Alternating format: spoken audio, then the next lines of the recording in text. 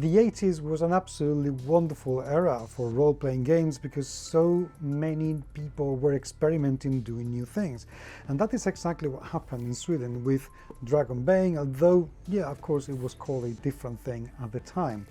After having read this, which was very successfully funded in Kickstarter a little while ago, I can tell you why Free League once again has hit the nail on the head with one of their games. So I'm about to tell you why this game is certainly worth the amount of money that you have to pay to get your hands on it. Welcome to the GMS Magazine RPG review videos.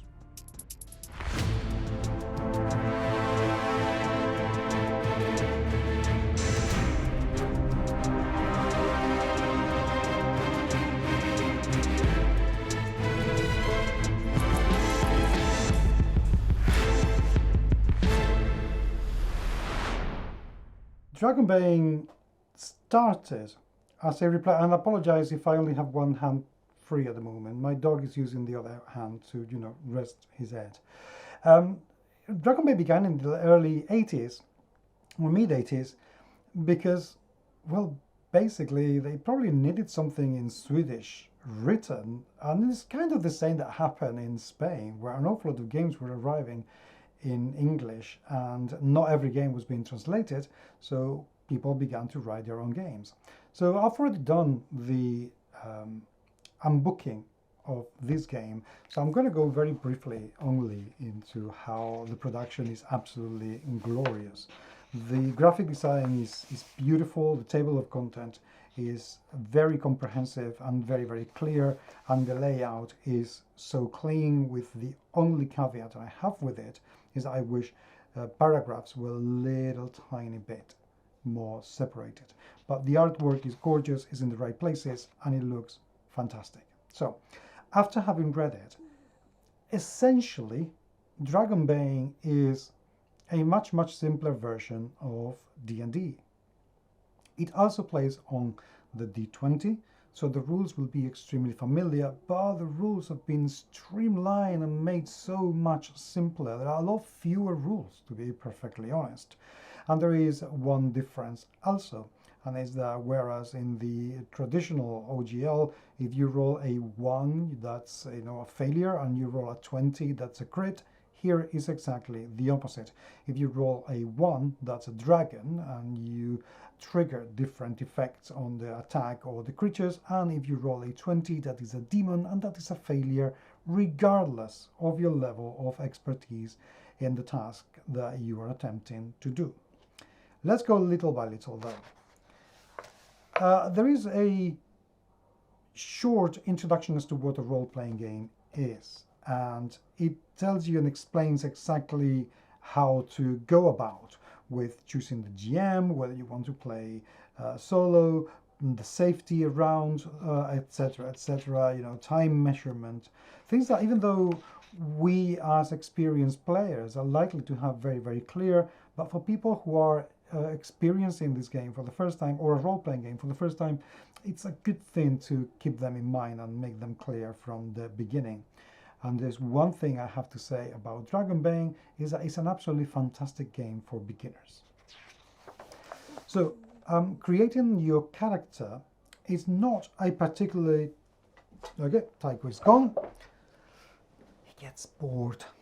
It's not a particularly complicated thing. They have also streamlined this thing. And even though here you can see that there are 13 steps to creating the character, they're actually quite quick. These are not super complicated characters at all. You're going to choose a king.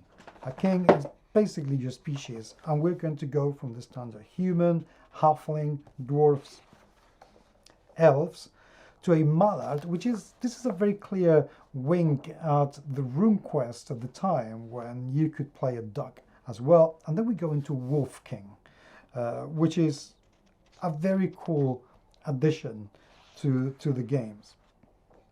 Of course, the bestiary, which I will review later, also provides with other species that you can use, with other kins that you can use as player characters. Then you choose your profession, and they have been you know, grouped into artisan, bard, fighter, hunter, knight, mage, mariner, merchant, scholar, and thief. Age, name, that's it, and then you get your attributes. This is very typical in free league games where you get different trained skills and different attributes, modifiers depending on your age, which I am not very keen on. You know, I want to play a very old, super strong barbarian, you know, or fighter who's really had no time at all to learn anything from life, because all I've been doing is been fighting and getting stronger. That's the thing. If you apply this, you know, you're meant to be weaker and you're meant to be wiser, and maybe I don't want to play a wise old character. I want to play something else. So this is something that I would probably just ignore completely. Then you go for something I do like. You have weaknesses and heroic abilities, which is pretty cool because it adds a level of cinematic aspect to your player character, which I think is absolutely brilliant. You get the use of mementos, which is something I've seen in other free league games, which is very good. And eventually you go for experience, of course, in combos and everything. Again, the rules are next to nothing. It's super simple to play. It's, again, D20 mega simplified. So if, you know, D&D is something that is, or Pathfinder are things that are just too rules heavy, that you are more into the OSR kind of way of playing, this is going to scratch that itch very nicely indeed. It doesn't have so many abilities that you will get lost and will be difficult to remember, but it has enough that combining them will make your character very interesting. And also it gives plenty of scope for you to invent your own, which is quite nice.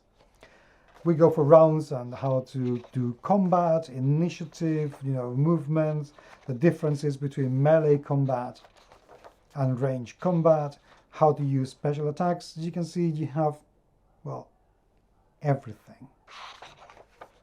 And I'm not going too deeply into how it plays, because firstly, I think it would be better if you discover it, and secondly, if you've already played a tactical RPG like D&D or Pathfinder, you probably already know. There isn't much to this game, again, other than how everything is being simplified. And the best way for me to show you how it's been simplified is just show you the book. Now, Magic, they do something very interesting in here. They have grouped the schools of magic differently. So we're going to get animism, elementalism, mentalism, and general magic. So we forget about these spheres and these divine spheres of magic and everything. Nah, simpler. Way fewer spells.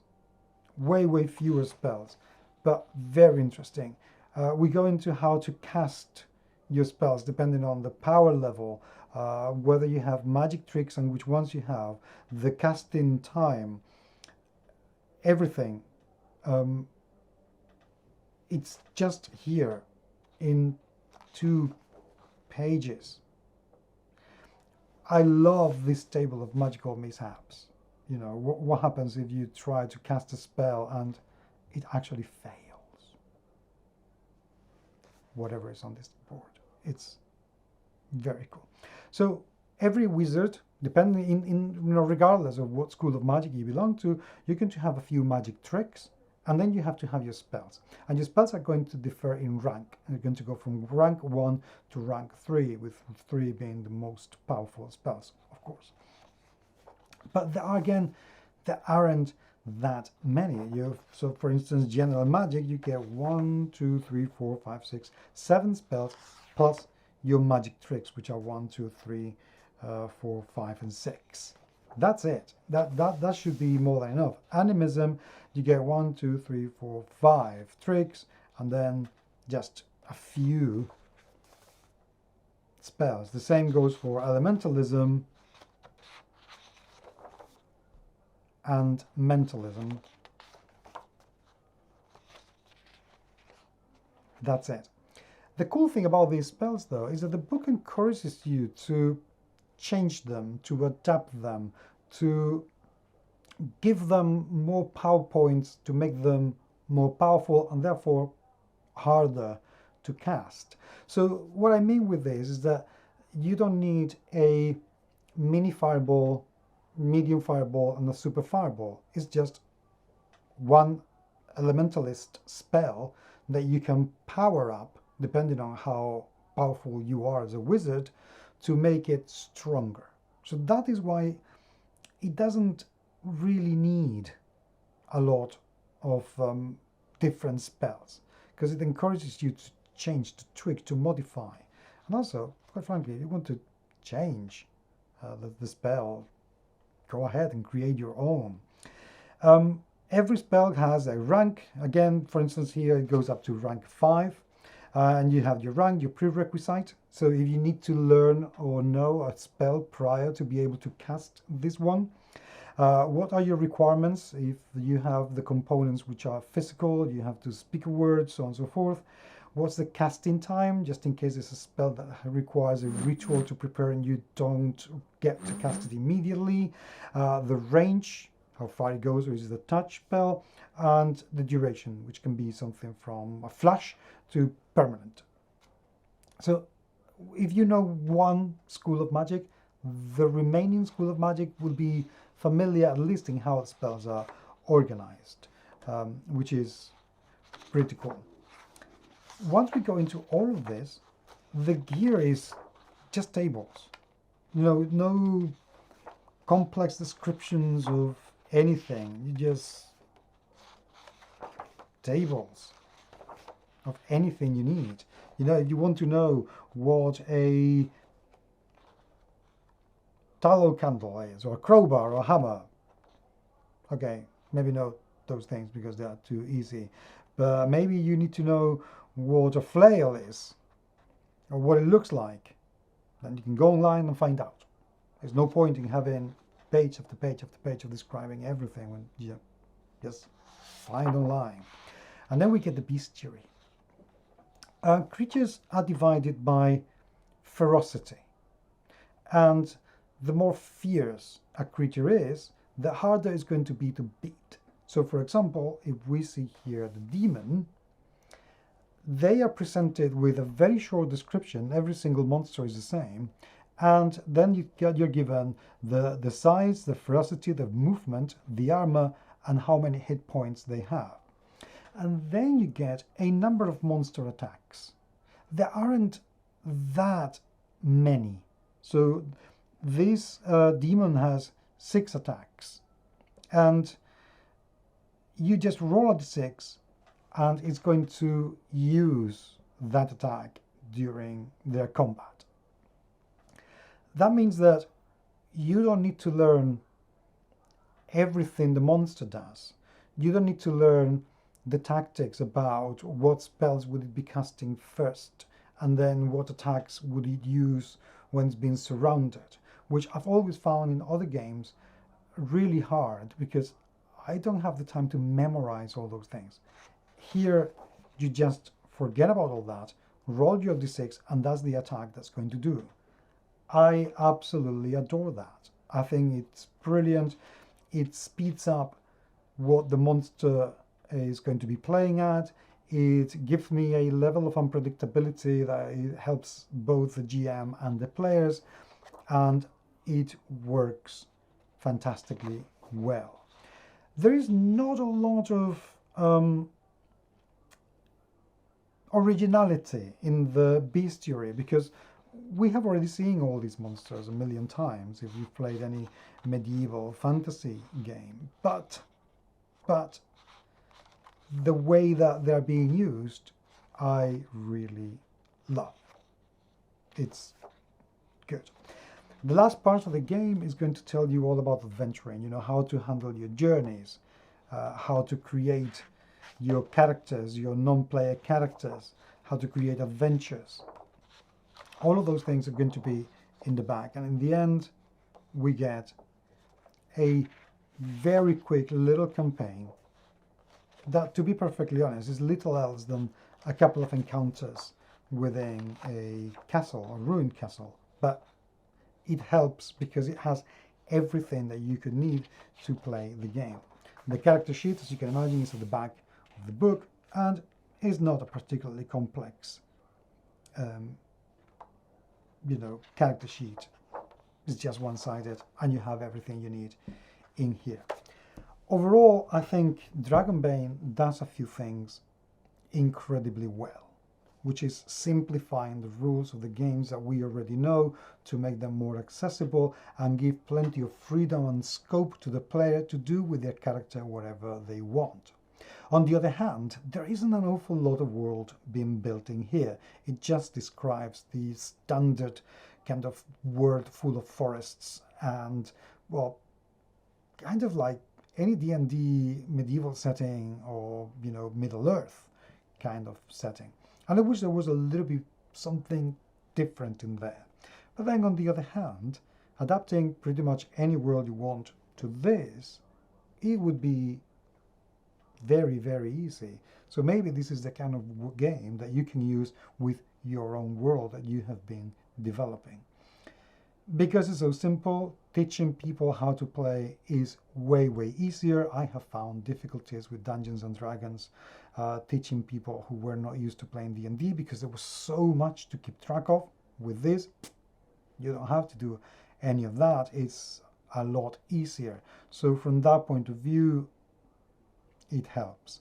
The fact that Free League is supporting this, and there's plenty of material over years and years of publication of this game, even though this is the recent edition that came out in Kickstarter, means that you're never going to run out of things to read and play with your friends. So as a complement, replacement, whatever you want to make of it, Dragonbane, I think, is pretty perfect. I really like it. If you don't like having an awful lot of gaps that you have to fill, you know, with your own experiences around the table, then maybe Dragonbane might not be for you. If you like detailed worlds, detailed rules, then Dragonbane is not going to be for you. But if you want an always-on experience where you can tailor pretty much anything to your liking, and you don't mind doing that little bit of work, or actually find it rewarding, I think Dragonbane really, really hits the mark. So let me know what you think. I have enjoyed this immensely. To be honest, if I were to play a medieval fantasy RPG again, I think it would be either this or Forbidden Lands, but definitely Dragonbane would be my go-to D20 system from now on. I love it very much indeed. Let me know what you think. Please leave me your comments. I would love to hear your thoughts on this. And until the next time, thank you so much for being there, and I will talk to you very, very soon. Take care.